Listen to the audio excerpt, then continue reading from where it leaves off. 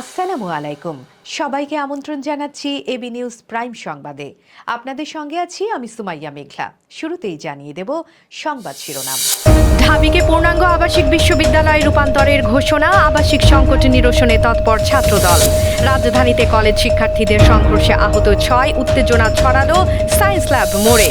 সমন্বিত প্রচেষ্টায় সিলেটকে রূপান্তর প্রত্যয় নতুন জেলা প্রশাসকের। ইউক্রেনের 3 গ্রাম দখলে নিল রাশিয়া, শান্তি সংলাপে নাটকীয়তা। বিনামূল্যে ফ্লাইট টিকিটে দেবে থাইল্যান্ড, পর্যটন বিপ্লবের পথে অভিনব উদ্যোগ। রাব্বির ঝলকে 150 ছুঁল বাংলাদেশ, এ দল মেসিহীন মায়ামির জয়রথ। দর্শক, এতক্ষণ শুনছিলেন শিরোনাম, এখন বিস্তারিত। ঢাকা বিশ্ববিদ্যালয়ের দীর্ঘদিনের আবাসিক সংকট নিরসনে পূর্ণাঙ্গ আবাসিক বিশ্ববিদ্যালয়ে রূপান্তরের অঙ্গীকার ঘোষণা করেছে জাতীয়তাবাদী ছাত্রদল। আসন্ন ডাকসু নির্বাচনে শিক্ষার্থীদের আবাসন সমস্যাকে কেন্দ্র করে তারা দিয়েছে একটি বাস্তবভিত্তিক প্রতিশ্রুতি, যেখানে শিক্ষার্থীদের জন্য নিরাপদ, সাশ্রয়ী ও সম্মানজনক আবাসনের নিশ্চয়তা দেওয়ার কথা বলা হয়েছে। সংগঠনের পক্ষ থেকে জানানো হয়, বিশ্ববিদ্যালয়ের অধিকাংশ শিক্ষার্থী মধ্যবিত্ত ও নিম্ন মধ্যবিত্ত পরিবারের, যাদের জন্য বাইরে মেস বা হোস্টেলে থাকার খরচ বহন করা প্রায় অসম্ভব। ফলে অনেক শিক্ষার্থী বাধ্য হয়ে একাধিক টিউশন করতে গিয়ে পড়াশোনায় মনোযোগ হারিয়ে ফেলেন। সময়ের অভাবে সিজিপিএ কমে যাওয়ায় তারা চাকরির প্রতিযোগিতায়ও পিছিয়ে পড়েন। এই বাস্তবতা বিবেচনায় ছাত্রদল এমন একটি শিক্ষাবান্ধব পরিবেশ গড়ে তোলার প্রতিশ্রুতি দিয়েছে। বৃহস্পতিবার 21 অগস্ট দুপুরে মধুর ক্যান্টিনে এক সংবাদ সম্মেলনে ভিপি প্রার্থী আবিদুল ইসলাম খান এসব কথা বলেন। বাংলাদেশ জাতীয়তাবাদী ছাত্রদল যে প্রক্রিয়ার মধ্য দিয়ে আজকে আমরা এই জায়গাতে এসেছি, আপনারা বিশ্বাস রাখতে পারেন এই গণঅভ্যুত্থানের চেতনাকে আমরা সম্পূর্ণভাবে ধারণ করি এবং ভবিষ্যতে ধারণ করব। এর মধ্য দিয়ে শ্রদ্ধা, স্নেহ, রাজনৈতিক যে সহাবস্থান, যে সহমর্মিতা, পারস্পরিক শ্রদ্ধা স্নেহের যেই যে টার্মগুলো, এগুলোকে বাংলাদেশ জাতীয়তাবাদী ছাত্রদল যে প্যানেল আপনাদেরকে দেখছেন, আমরা ইনশাল্লাহ বাস্তবায়ন করব। ঢাকা কলেজ ও সিটি কলেজের শিক্ষার্থীদের মধ্যে সংঘর্ষে রাজধানীর সায়েন্স ল্যাব মোড় পরিণত হয় উত্তপ্ত পরিস্থিতির কেন্দ্রে। বৃহস্পতিবার দুপুরে ঘটে যাওয়া এই ঘটনায় আহত হয়েছেন অন্তত 6 জন শিক্ষার্থী, যাদের সবাইকে চিকিৎসার জন্য ঢাকা মেডিকেল কলেজ হাসপাতালে নেওয়া হয়। জরুরি বিভাগে প্রাথমিক চিকিৎসা শেষে তারা হাসপাতাল ত্যাগ করেন। আহতদের মধ্যে রয়েছেন ঢাকা কলেজের অনার্স ও উচ্চ মাধ্যমিক পর্যায়ের শিক্ষার্থীরা। সংঘর্ষে আহতদের বয়স 19 থেকে 22 বছরের মধ্যে, যাদের মধ্যে কেউ অর্থনীতির 2য় বর্ষের, কেউ 1ম বর্ষের, আবার কেউ দ্বাদশ শ্রেণীর বিজ্ঞান বিভাগের শিক্ষার্থী। সংঘর্ষের প্রকৃত কারণ এখনো স্পষ্ট নয়, তবে ঘটনাস্থলে উত্তেজনা ছড়িয়ে পড়ায় স্থানীয় প্রশাসন সতর্ক অবস্থানে রয়েছে। ঘটনার পরপরই সংশ্লিষ্ট থানা পুলিশকে অবহিত করা হয়েছে। আইন শৃঙ্খলা রক্ষাকারী বাহিনী পরিস্থিতি নিয়ন্ত্রণে আনতে সক্রিয় ভূমিকা রাখে। রাজধানীর গুরুত্বপূর্ণ শিক্ষা প্রতিষ্ঠানগুলোর মধ্যে এমন সংঘর্ষ শিক্ষাঙ্গনের পরিবেশকে প্রশ্নবিদ্ধ করছে, যেখানে শিক্ষার বদলে সহিংসতা জায়গা করে নিচ্ছে। সিলেটের নতুন জেলা প্রশাসক মোহাম্মদ সারওয়ার আলম দায়িত্ব গ্রহণের পর প্রথম দিনেই জেলাবাসীর প্রতি আশাবাদী বার্তা দিয়েছেন। তিনি জানিয়েছেন, জনগণের আস্থা ও সহযোগিতা থাকলে সিলেটকে একটি সুন্দর, সুশৃঙ্খল ও উন্নত জেলায় রূপান্তর করা সম্ভব। দায়িত্ব পালনে সর্বোচ্চ নিষ্ঠা ও আন্তরিকতা প্রদর্শনের অঙ্গীকার করে তিনি বলেন, অতীতের মতো এখানেও তিনি জনগণের পাশে থেকে কাজ করবেন। সকালে জেলা প্রশাসকের কার্যালয়ে পৌঁছালে বিভাগীয় কমিশনার সহ ঊর্ধ্বতন কর্মকর্তারা তাকে শুভেচ্ছা জানান। আগের রাতে সিলেটে পৌঁছানোর পর থেকেই তিনি দায়িত্ব পালনে সক্রিয় ভূমিকা রাখছেন। জেলা প্রশাসক আইন শৃঙ্খলা, পরিবেশ, পর্যটন, শিক্ষা ও স্বাস্থ্য খাতকে অগ্রাধিকার দিয়ে কাজ করার পরিকল্পনার কথা জানান। তিনি সকল নাগরিককে নিয়ম ও আইন মেনে চলার আহ্বান জানান, যাতে প্রশাসনের কার্যক্রম আরও কার্যকর ও জনমুখী হয়ে ওঠে। বৃহস্পতিবার 21 অগস্ট দায়িত্ব গ্রহণের আনুষ্ঠানিকতা শেষে সাংবাদিকদের সঙ্গে আলাপকালে তিনি এসব কথা বলেন।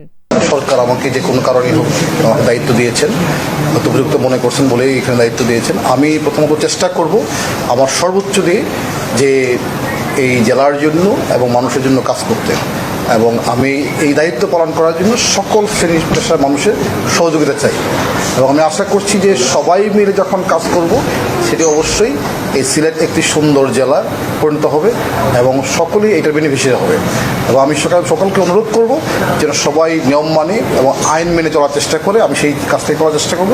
এখানে বেশ কয়েকটা জিনিস আমার প্রায়োরিটি থাকবে। প্রথমত আইন শৃঙ্খলা, পরিবেশ, পর্যটন, শিক্ষা, স্বাস্থ্য, এই বিষয়গুলো আমার সকল কাজই প্রায়োরিটি থাকবে, কিন্তু এই কয়েকটা কাজের জন্য আমার স্পেশাল অ্যাটেনশন থাকবে। বিশেষ করে আপনারা জানেন যে সিলেট হচ্ছে একটি আমাদের প্রকৃতি কন্যা, সুতরাং প্রকৃতির কন্যার জন্য প্রকৃতির মতোই থাকে, সেটা আমরা সবাই মিলে চেষ্টা করব এখানে। চলমান শান্তি আলোচনার আবহে ইউক্রেনের ভূখণ্ডে নতুন অগ্রগতি দেখিয়েছে রুশ বাহিনী। পূর্বাঞ্চলীয় দোনেৎস্ক ও মধ্য পূর্বাঞ্চলীয় দিনিপ্রোপেত্রোভস্ক প্রদেশের 3টি গ্রাম সুখেৎস্কি, প্যানকিভকা এবং নোভোগিওরগিভকা সম্প্রতি রাশিয়ার নিয়ন্ত্রণে চলে গেছে। দীর্ঘমেয়াদী সামরিক সংঘাতের মধ্যেই এই দখল প্রক্রিয়া সংঘটিত হয়েছে, যা যুদ্ধাবসানের সম্ভাব্য পথকে আরও জটিল করে তুলছে। 2022 সালের ফেব্রুয়ারিতে শুরু হওয়া সামরিক অভিযানের পর রাশিয়া ইতোমধ্যে ইউক্রেনের 4টি প্রদেশ দোনেৎস্ক, লুহানস্ক, ঝাপোরিজিয়া এবং খেরসনের বড় অংশ দখল করে নিজ ভূখণ্ড হিসেবে ঘোষণা করেছে। 3 বছরেরও বেশি সময় ধরে চলা এই সংঘাতে ইউক্রেনের নিয়ন্ত্রণ ক্রমাগত হ্রাস পেয়েছে, যার সর্বশেষ উদাহরণ দিনিপ্রোপেত্রোভস্কে রুশ বাহিনীর প্রবেশ এবং গ্রাম দখল। অন্যদিকে ইস্তানবুলে রাশিয়া ও ইউক্রেনের মধ্যে শান্তি সংলাপ অব্যাহত রয়েছে। 3 মাসেরও বেশি সময় ধরে চলা আলোচনায় যুদ্ধবন্দী ও সেনাদের মরদেহ বিনিময়ের মতো মানবিক অগ্রগতি ঘটেছে। আন্তর্জাতিক মহলের নজর এখন এই সংলাপের ফলাফলের দিকে। আন্তর্জাতিক পর্যটকদের আকৃষ্ট করতে অভ্যন্তরীণ বিমান ভ্রমণে ভর্তুকি দেওয়ার পরিকল্পনা গ্রহণ করেছে থাইল্যান্ড সরকার। 2025 সালের শেষ নাগাদ অন্তত 2 লাখ বিদেশি পর্যটককে দেশজ গন্তব্যে ভ্রমণে উৎসাহিত করাই এই উদ্যোগের মূল লক্ষ্য। পরিকল্পনা অনুযায়ী আন্তর্জাতিক পর্যটকরা থাইল্যান্ডে প্রবেশের পর বিনামূল্যে একটি একমুখী অথবা 2টি অভ্যন্তরীণ ফ্লাইট টিকিট পাবেন, সঙ্গে থাকবে 20 কেজি লাগেজ সুবিধা। এই কর্মসূচি বাস্তবায়নে 6টি এয়ারলাইন্সের সঙ্গে অংশীদারিত্ব গড়ে তোলা হবে, যার মধ্যে রয়েছে Thai AirAsia, Bangkok Airways, Nok Air, Thai Airways International, Thai Lion Air এবং থাই ভিয়েতজেট। সরকারের পক্ষ থেকে একমুখী টিকিটে 1750 বাথ এবং রিটার্ন টিকিটে 3500 বাথ পর্যন্ত ভর্তুকি দেওয়ার প্রস্তাব রাখা হয়েছে। পরিকল্পনার অনুমোদন মিললে এটি অগস্ট থেকে ডিসেম্বর পর্যন্ত কার্যকর থাকবে, আর পর্যটন কার্যক্রম চলবে সেপ্টেম্বর থেকে নভেম্বরের মধ্যে।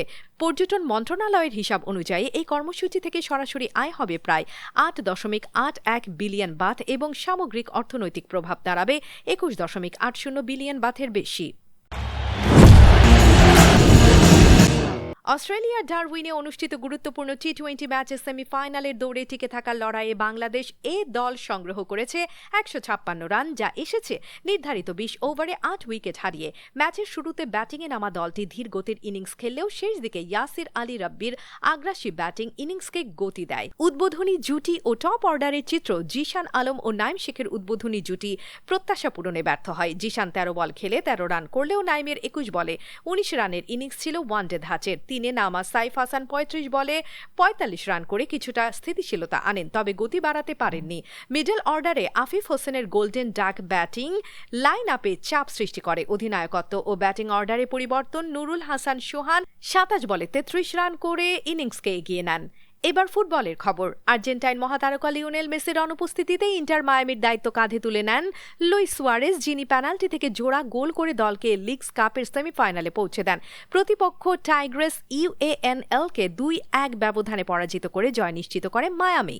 ম্যাচের শুরুতে স্পট কিক থেকে গোল করে দলকে এগিয়ে দেন সুয়ারেজ, আর শেষ মুহূর্তে দ্বিতীয়বার একই কৌশলে জয় নিশ্চিত করেন। ম্যাচের শুরুতেই টাইগ্রেসের এক খেলোয়াড়ের হাতে বল লাগায় পেনাল্টির সুযোগ পায় মায়ামি, যা সফলভাবে রূপান্তর করেন সুয়ারেজ।